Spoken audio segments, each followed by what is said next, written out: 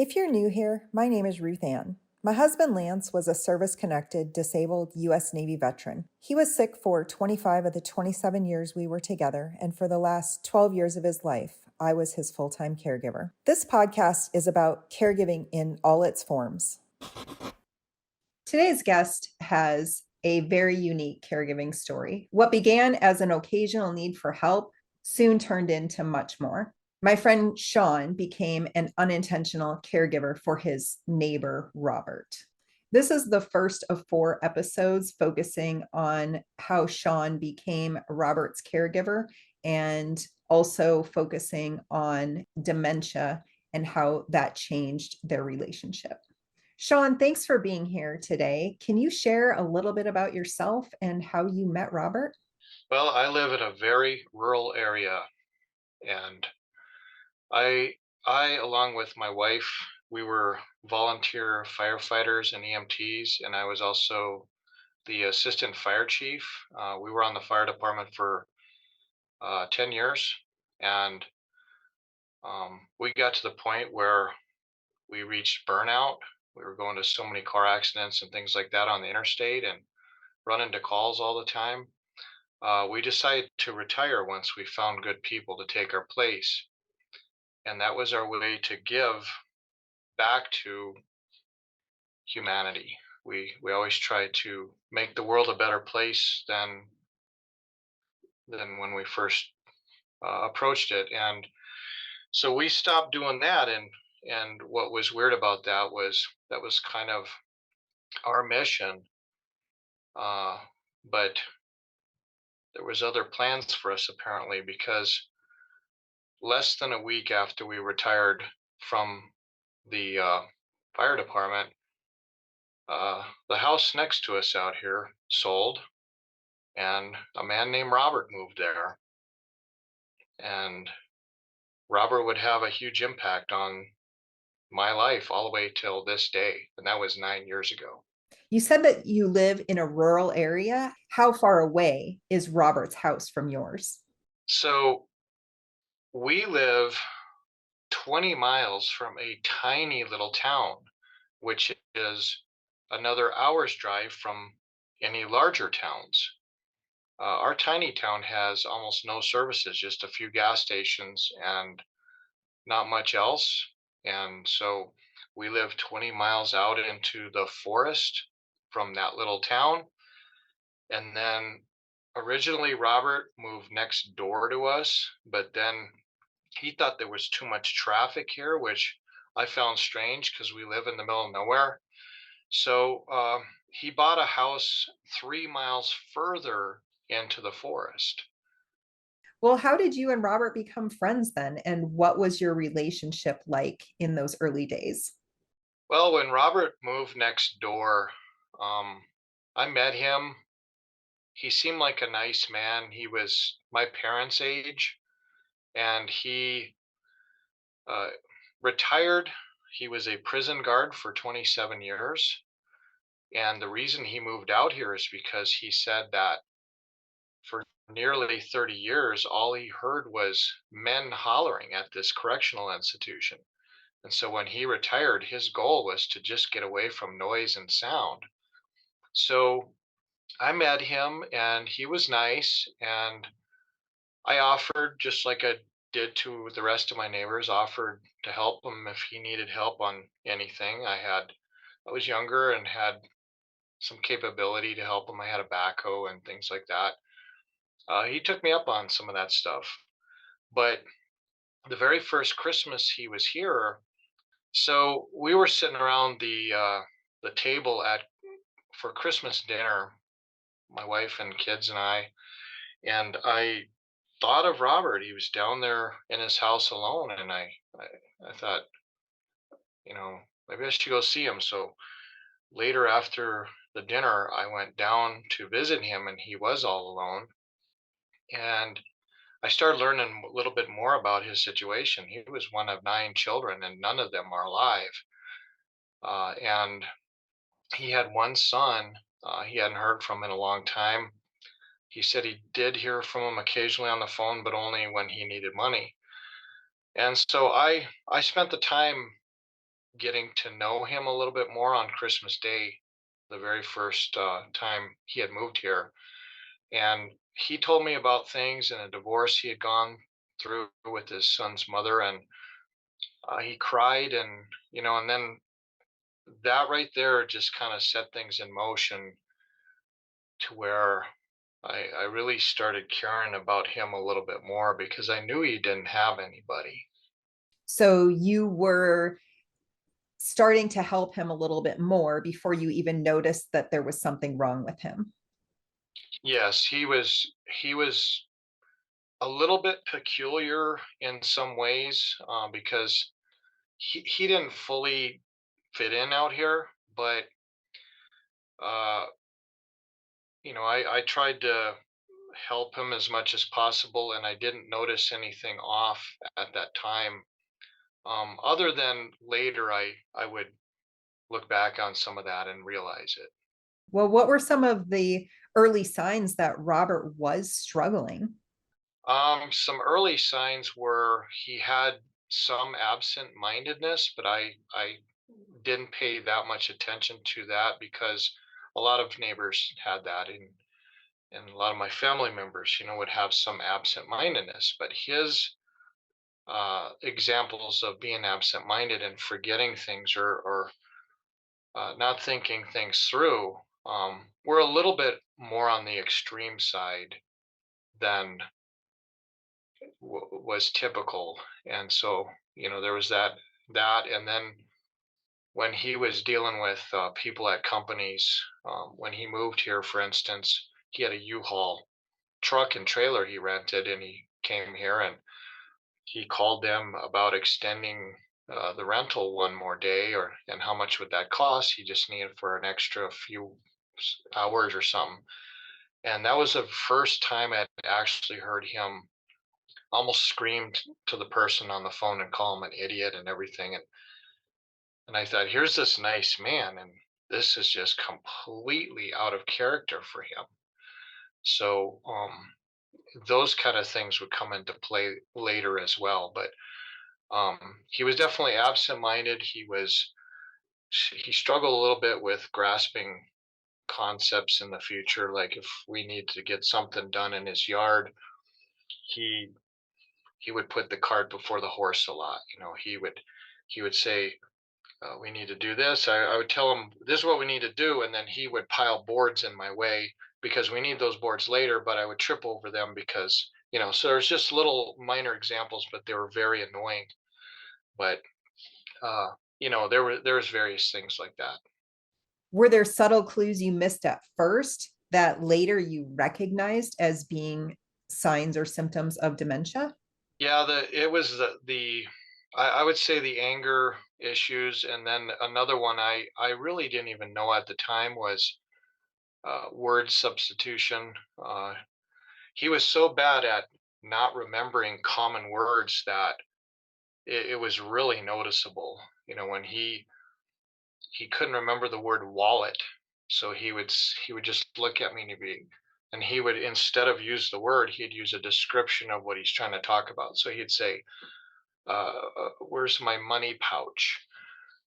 Because and he did that with hundreds and hundreds of words that were just really common, and he did that pretty early on. And as time went on, that just got worse and worse. But there were all these little clues here and there. And then, of course, if we were to talk about his driving, oh man, his driving was bad early on.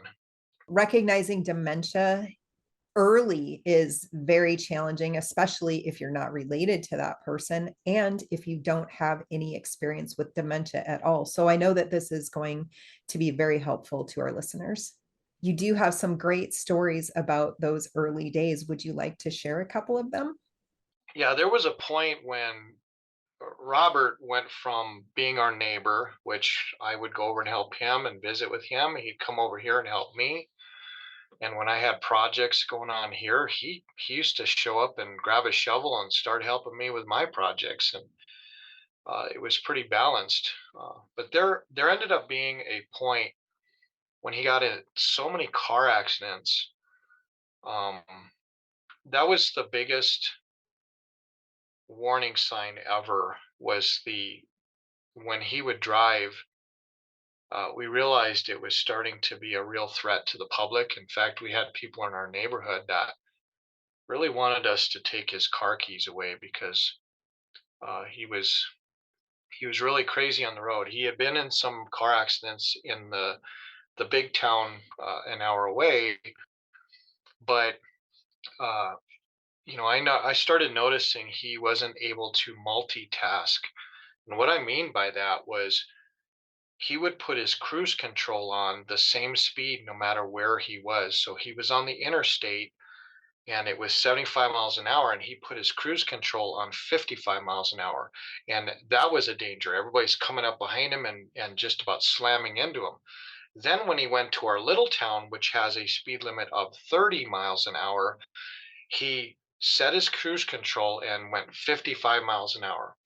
And it was really dangerous. Well, one day he showed up here at my house and he was panicked. He says he was really upset. Something just occurred, and he had his pickup truck in it, and he was bringing home a big load of cinder blocks for a project at his house. And I noticed in the back of the truck a whole bunch of the blocks were all broken. And what had happened, he explained it, and then I literally went over there with my son to the scene to see what this really looked like. But here's what happened. He was coming into our neighborhood, which has a speed limit of 45 miles an hour. He had his cruise control on at 55. That's what he always does. He came right up behind a vehicle that was traveling down our road, and the vehicle needed to make a left turn. Well, he could not, in that moment, figure out how to turn the cruise control off. So they made the left turn. He went with them, uh, in front of them, hit the side road, which is raised up. It has an embankment. He hit the side road, flew. He ramped the truck more than 20 feet in the air in front of these people and landed, and still couldn't figure out how to get the cruise control off. And then just violently swerved and got back on the road and just kept going to my house. And so that was so crazy that me, my son, and other neighbors went over and looked at his tire prints where they went off the road and then left the road. There was no sign of a vehicle for 20 feet. And then he had landed. And that's not the only thing, there was another situation where I was helping him build a porch on his house, and he went to Home Depot and he just bought all this stuff and piled it in the back of his truck and didn't even think to close a tailgate or tie any of it down. So when he pulled out on the main road in the big town, uh, everything came out in the intersection, and he kept going. And so he drives an entire hour. He gets to our small town to check the mail before he comes home. And I get this phone call from him, and he's really upset because he looked in the back of his truck and there was only one item that he had bought that was still in the truck. He says he doesn't know where it is. And the problem I had was there was some concrete piers for his porch that were solid concrete he purchased, and there was 16 of them, and one of them was the only thing that was remaining in the back of the truck. So I had to make a bunch of phone calls and check to see if he had lost the load on the interstate, because if somebody were to hit that at 75 miles an hour, they're gonna probably have an accident and be killed. So it was these type of things that was the turning point for me deciding I need to protect the public. It wasn't just enough. I mean, he was also pulled over by highway patrol, and he'd have little citations or warnings in his glove box. And the highway patrol would say, the reason they pulled him over is he's not maintaining his lane. He's just drifting here and there, but he wasn't drunk.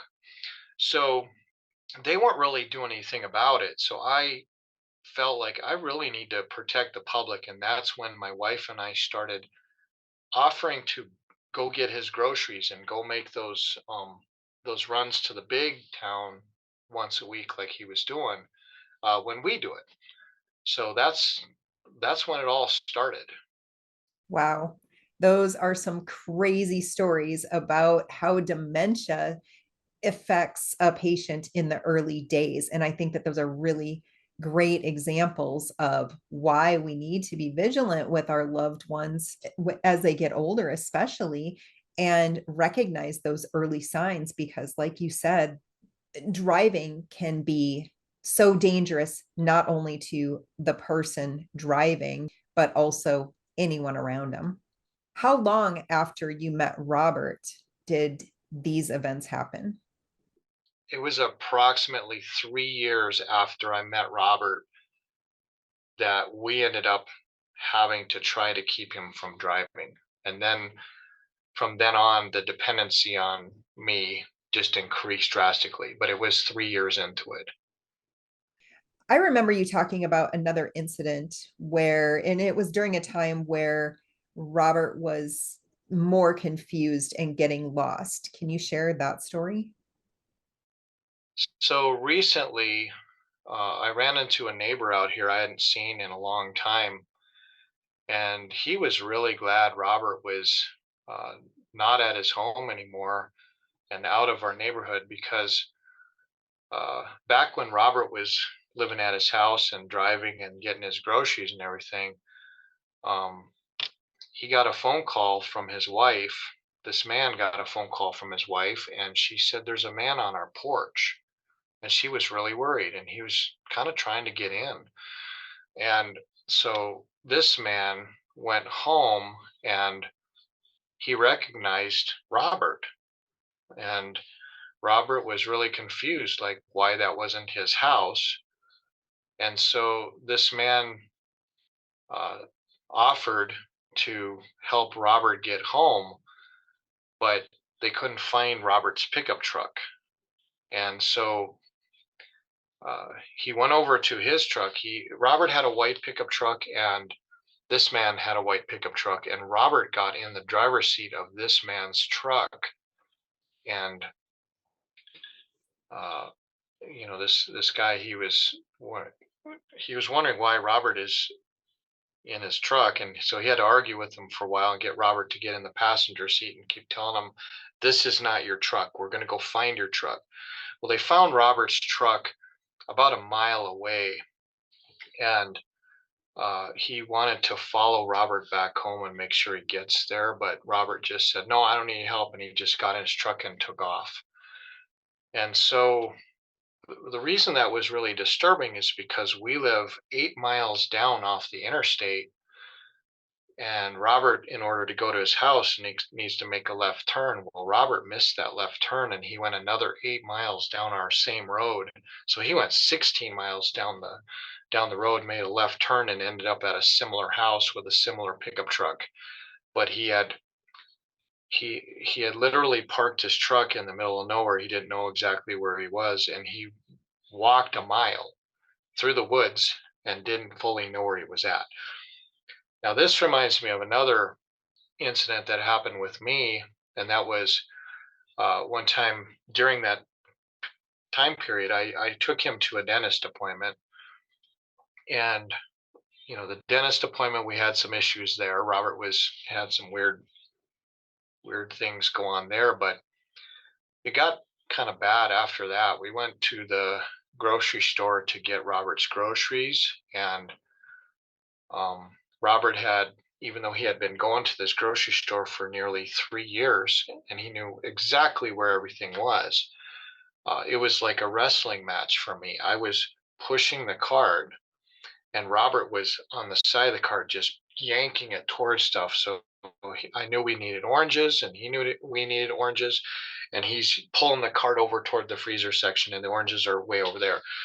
And it was just the most awful, awkward wrestling match. And then once we got to the checkout line, Robert took out his checkbook and his wallet and handed both of those just to the cashier. Like, here, I'm paying. And so I took those back, and I went in there and got his Safeway Club card, swiped that so we get the savings on the groceries.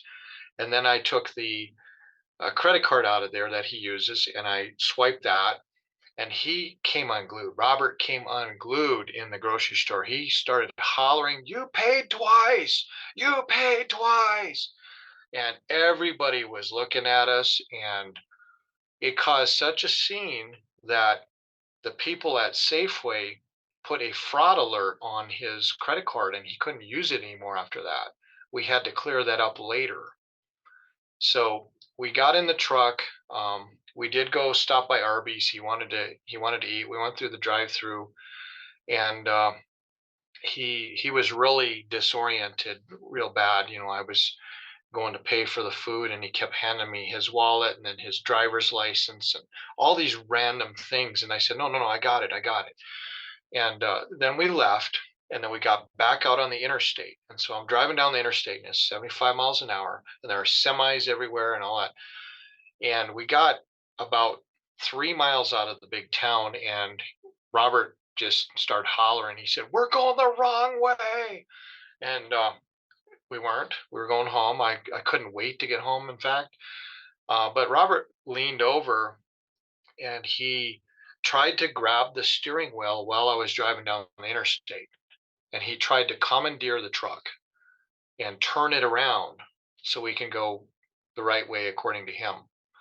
Uh, I consider that one of the most dangerous situations I was in with him. There's a few others, but that was one of the worst. These stories are so important to show how dangerous dementia can be for patients who are still driving. I know when I cared for my husband, I ended up having to take the keys away from him because that was one of my biggest fears, that he would hurt or kill somebody else or himself. You did mention that Robert is no longer living in the house, but that happened a few years ago, and you are still involved as his caregiver. This story just gets crazier. So tune in next time for the continuation of the story. Thanks so much for joining me, Shawn. Yeah, no problem. I'm glad to be able to get this out there.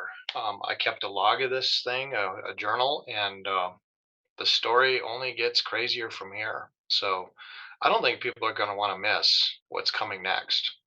Well, I can't wait to hear more of this. Thanks so much, Shawn, and I'll see you next time. All right, see ya.